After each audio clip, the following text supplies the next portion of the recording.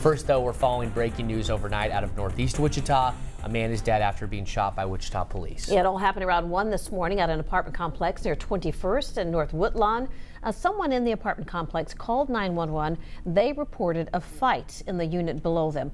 When police arrived, they knocked on the door. They say they identified themselves as officers, and then they say a man responded threatening to get a gun. Police say they then retreated from the doorway, and the man stepped out of the apartment with the gun pointed at an officer. Officers say they then shot the man, and then they say they tried to render aid to him, but he was pronounced dead at the hospital. No officers were hurt. They were simply attempting to make communication with the persons inside the apartment to ensure that everyone inside there was safe.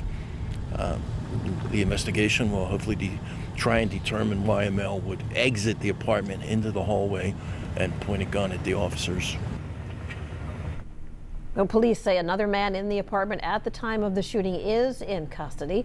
The Sedgwick County Sheriff's Office will investigate the officer-involved shooting, and then Chief Sullivan says that they could make their findings public by the end of this week or early next week.